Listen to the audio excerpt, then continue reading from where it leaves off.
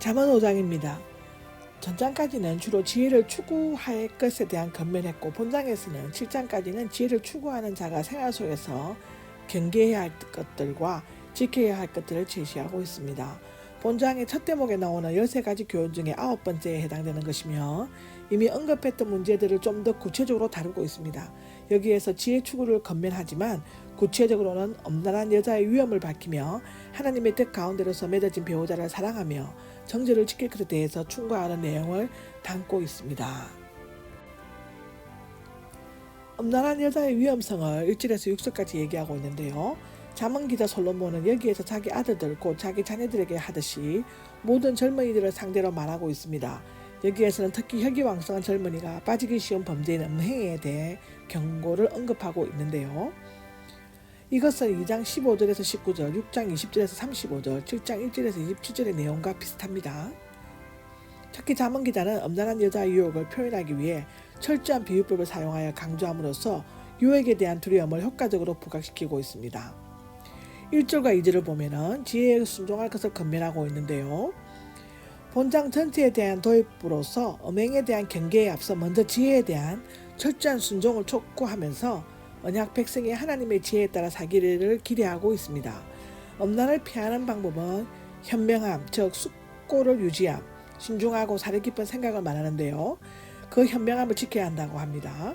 즉 생각을 자제하고 올바른 생각으로 지향하는 것이다. 지혜의 훈계를 잘 듣는 자는 경솔하게 행동하지 않고 신중하게 생활함으로써 악을 피하고 외로움을 드러내게 된다고 하고요. 입술로 지식을 지키는 것이다. 즉 깊이 생각한 것을 말로 바르게 표현하는 것으로 어리석은 말을 하지 않고 지혜의 말을 하는 것이 엄란을 피할 수 있는 효과적인 방법이다라고 기록하고 있습니다. 왜냐하면 음행은 말에서 시작한다고 기록되어져 있습니다. 엄란한 여자의 치명적인 위험은 3절에서 6절에 기록하고 있습니다. 낯선 여자, 즉 이상한 여자는 엄란한 여자, 곧 장녀의 의미를 한다고 하는데요. 성경에는 입의 말이 꿀처럼 달다는 것으로 표현된 경우는 있지만 입이나 입술 그 자체가 꿀로 표현된 곳은 이곳뿐입니다. 이것은 꿀이 벌집에서 흘러나오는 것처럼 장녀의 입술에서 계속 꿀과 같은 유혹의 말이 나오는 것을 나타내고 있는데요. 이 표현은 그녀의 말이 기름, 즉 여자들이 몸에 치장할 때 쓰는 향료인데 그거보다 더 매끄럽다고 말하고 있습니다. 남자를 유혹하는 장녀의 말이 얼마나 강경하고 강력할 것인지를 단적으로 보여주고 있는데요. 장녀의 온갖 아첨하고 유혹하는 말로 음행을 제하게 교묘하게 합리화시킴으로써 판단력을 마비시켜 범죄의 텃세에 쉽게 빠져들게 한다고 합니다.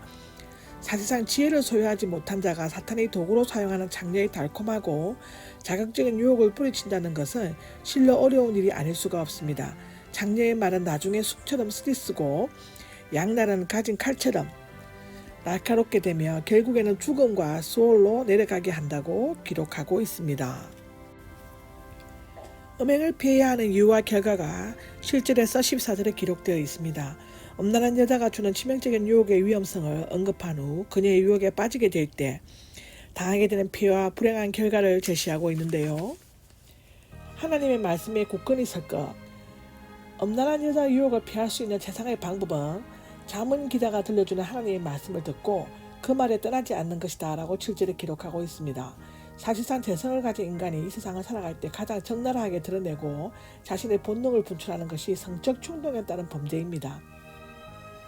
만약 인간이 자신의 정욕을 쳐서 복종하지 않고 제멋대로 산다면 하나님의 뜻을 거스리는 악한 행동이 될 것입니다. 이것은 로마서 1장 24절에서 27절에도 기록되어져 있습니다. 그러므로 엄란한 여자 유혹에 빠질 우려가 있기 때문에 그런 여자를 길에서 멀리 떨어져 있게 할 뿐만 아니라 그 여자의 집 문에도 가까이 가지 말라고 8절에 기록하고 있습니다.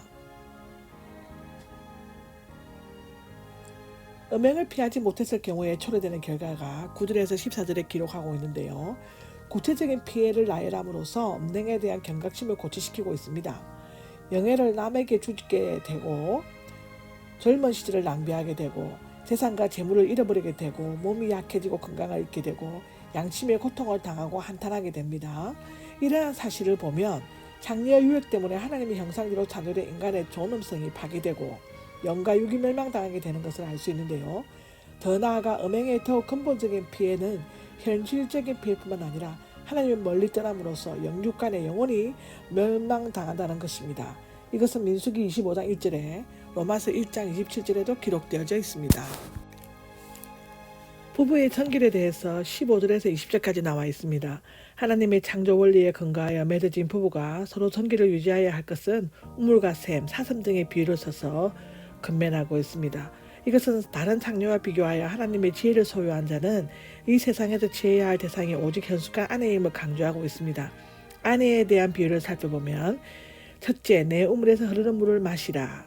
둘째, 물줄기를 거리로 흘러가게 하느냐. 셋째, 너의 샘이 복되게 하라. 네 번째, 사랑스러운 암사슴 같다. 다섯 번째, 우아한 암노루와 같아. 사실상 하나님께서 창조시에 인간에게 생육하고 번성하여 땅에 충만하라고 하신 복과 풍성한 생명력과 가정생활의 즐거움은 일부 일체의 결혼 원리를 따를 때 누릴 수 있다고 기록하고 있습니다.